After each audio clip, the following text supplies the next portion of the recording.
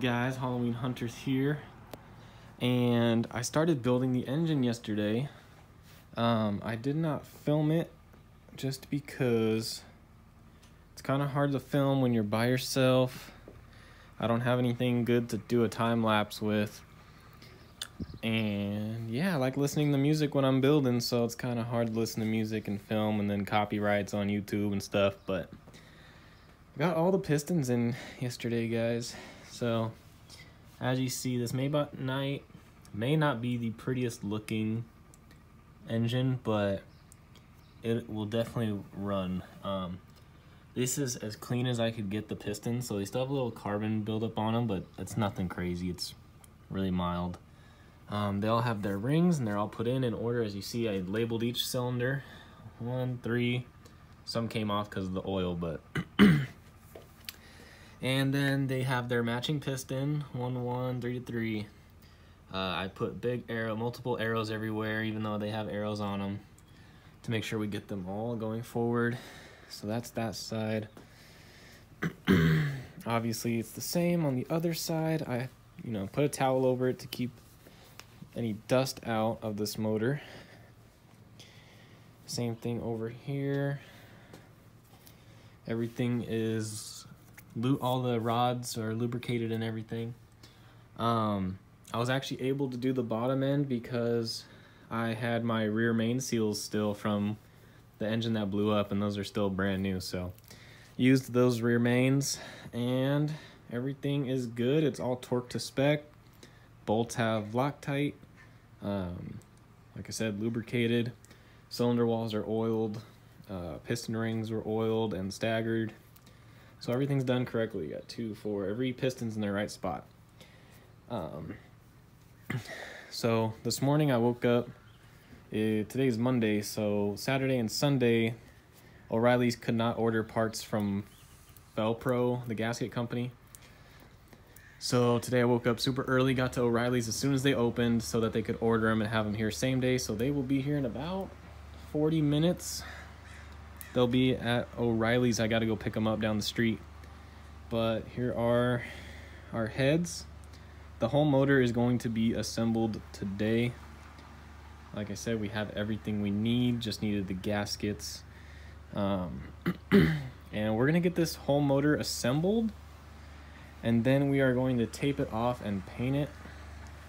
Some good news. I'll show you guys when we get filming, but this motor spins beautifully.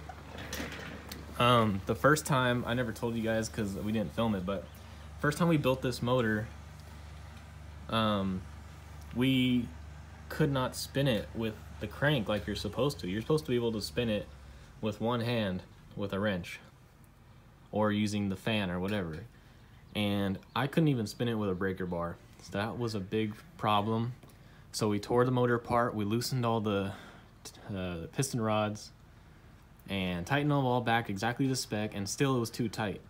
And the reason is now I knew that my rod caps were on wrong or different, or something was wrong with the rod caps because that was the only thing holding it up. So I tightened it exactly to spec, and I was able to spin it a little bit, but barely, with the breaker bar. So I figured, okay, with the starter it spins. Maybe once it starts, it'll break in, everything will be fine. But no, it just blew up. So you learn from mistakes, and now we are with another motor with a 40 over bore and a better timing chain, a better sprocket for the cam. This is a way heavier duty. I think it's all gonna work out better. I'm gonna have this motor finished today, and then we're gonna drop it back in the car, probably not till Sunday, because that's when my friend can help me drop it in. Sooner if he can, but we'll see. So I'm gonna go down to the store and get the stuff, and we'll keep building. All right, guys, here it is. The engine is done. Looks pretty nice. I painted it this kind of like gunmetal silver. It was supposed to be like a gunmetal gray or a charcoal gray, but it ended up being more of a silver, but it still looks good. With the black headers, the black valve covers, black and silver looks good.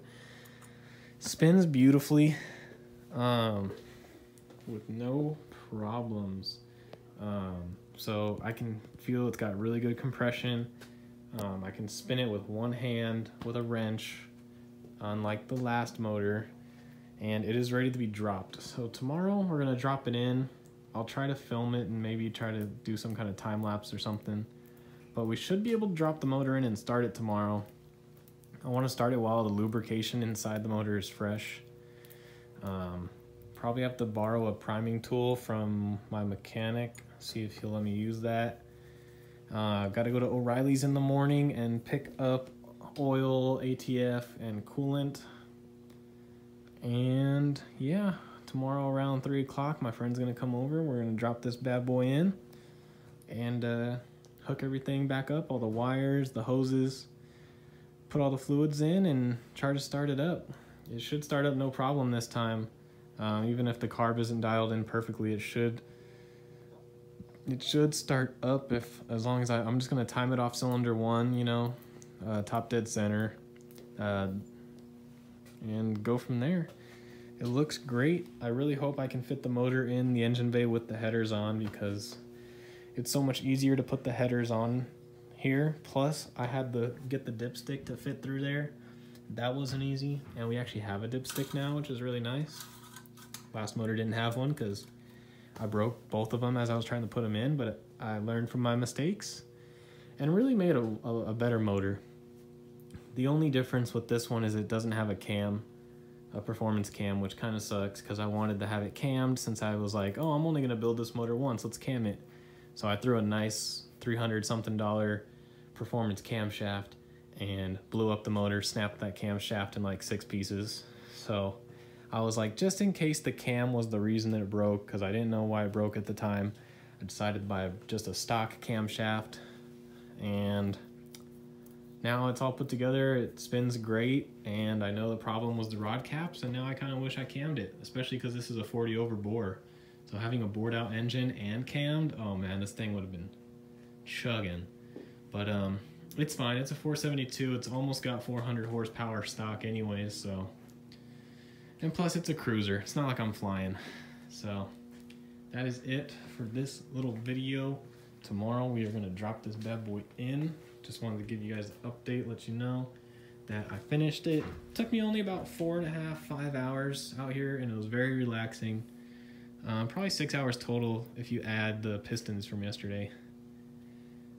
It's very relaxing. I love building motors. You just turn on some Led Zeppelin, relax, and build a motor. As long as you have all the right tools and all the right parts, building a motor is a lot of fun, and it's very relaxing.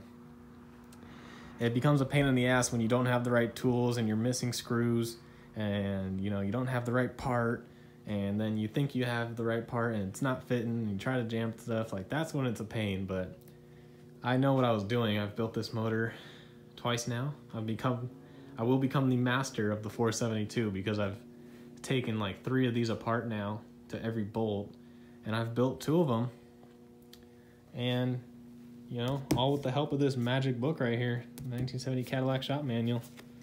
Gives you every single everything: timing, cover, and water pump, all the different screws and their sizes and their torque, their foot-pounds, the puller to use for that piece, which is a real pain, and the heads, which bolts go where. I mean, the book tells you everything. So definitely, if you're building a motor, buy the shop manual. It's gold. Got this on eBay for 10 bucks, and it has been everything for this car. So that's it for this video, guys. I will see you all tomorrow, and I will film us dropping in the motor and trying to start it up.